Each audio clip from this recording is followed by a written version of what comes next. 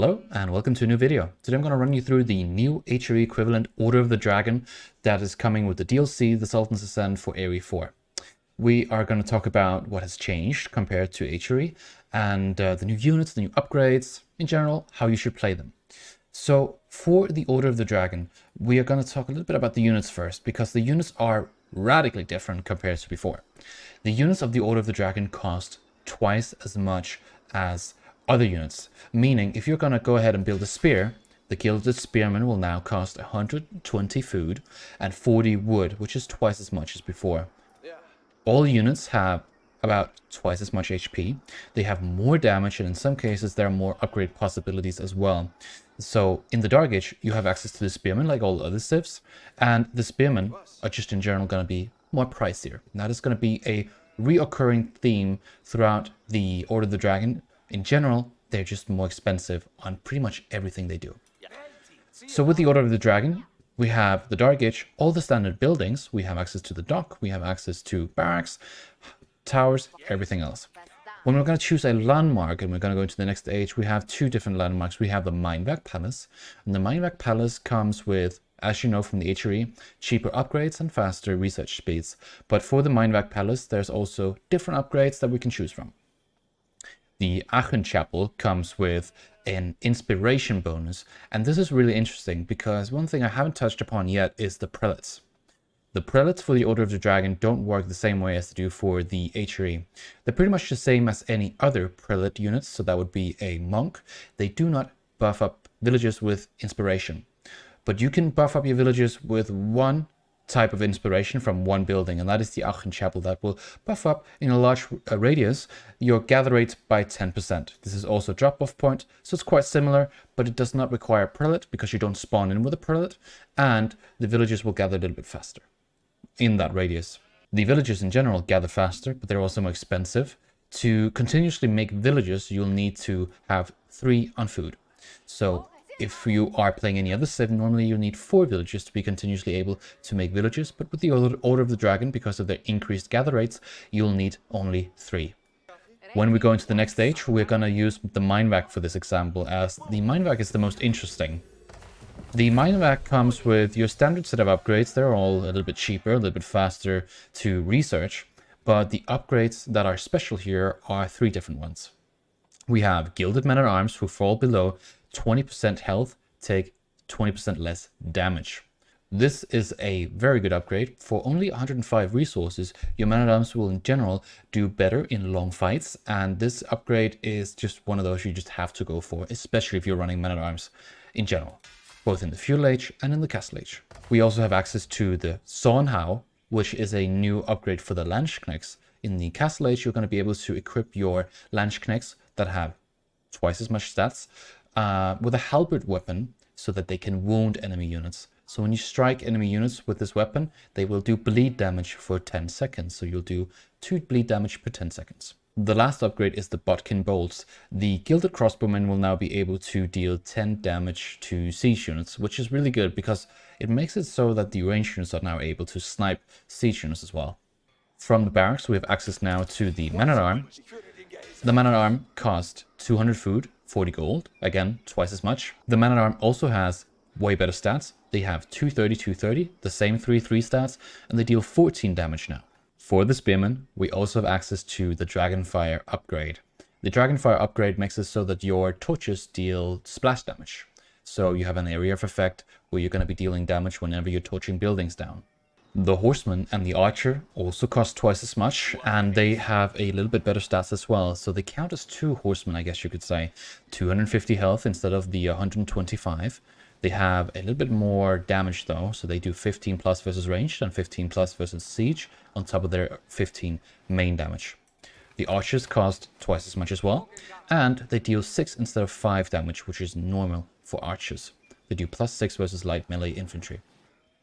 They also have a longer range, so whenever you're firing with the Archers, as we can see here, they fire from further away.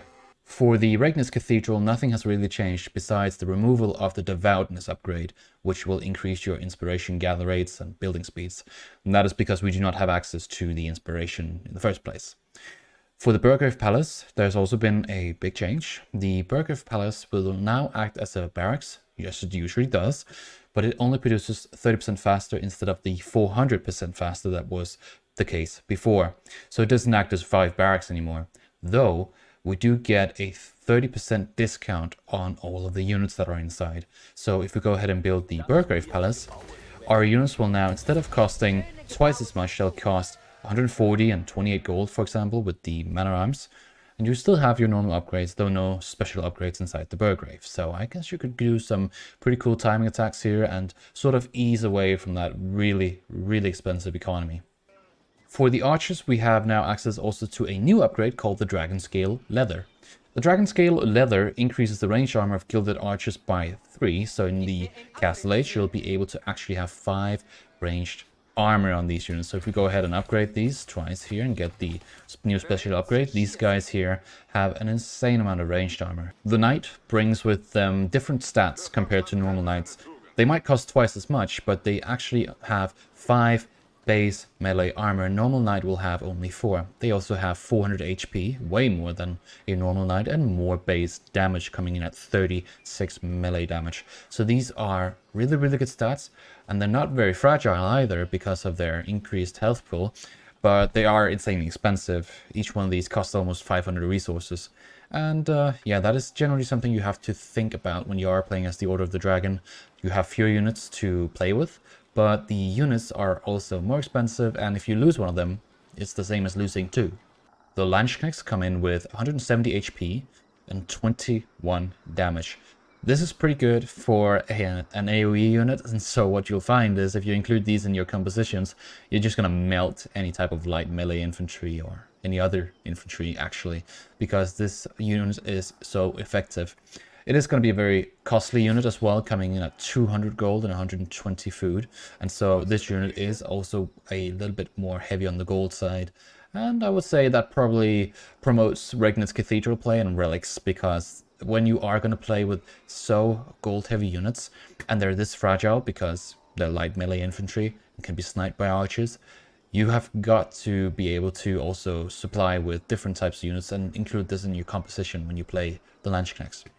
We're going to go ahead and take a look at the upgrade for the Landsknechts. We have the Zornhau, and what it does is it gives the Landsknechts now this big halberd, 2-handed polearm, and this will also now wound enemy units, as we talked about before.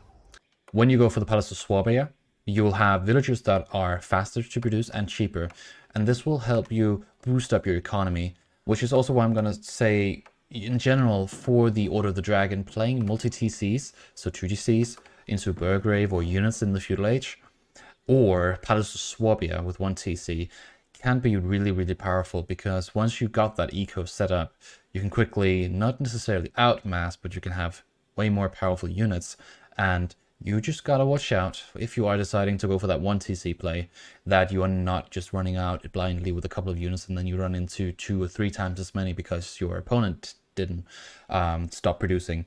And so usually larger numbers will win. You'll get way more hits in on fewer units.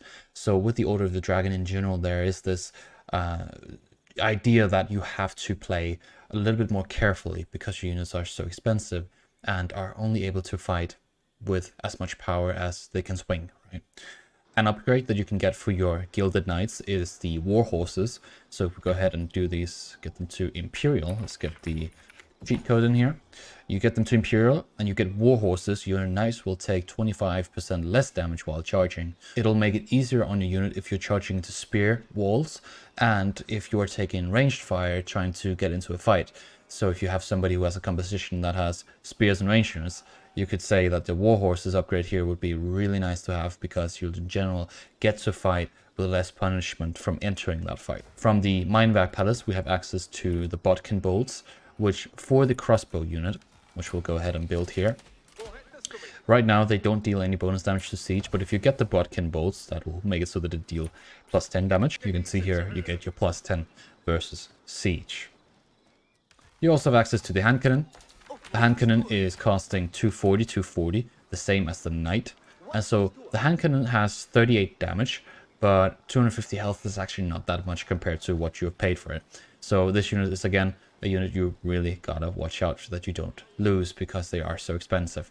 For the Order of the Dragon, I think that they will, as I pointed out before, play a bit more defensively, a bit more passively. You will be focusing more on 2TC play and Swabia play.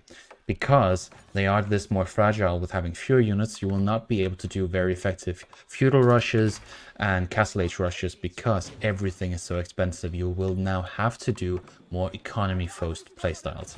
That said, if you are a new player or a player that just in general has a hard time playing with very aggressive strategies, you'll find that the Order of the Dragon, the units that you actually make are a lot more effective. And you could say, well, they also get countered more. Yeah, but they just in general have more HP, more damage, better stats. They have some very unique upgrades that also make them more forgiving to take fights with. And so I think this is going to be a good civ both for seasoned players and especially new players. That's it for me. Good luck, have fun, and enjoy the civilizations.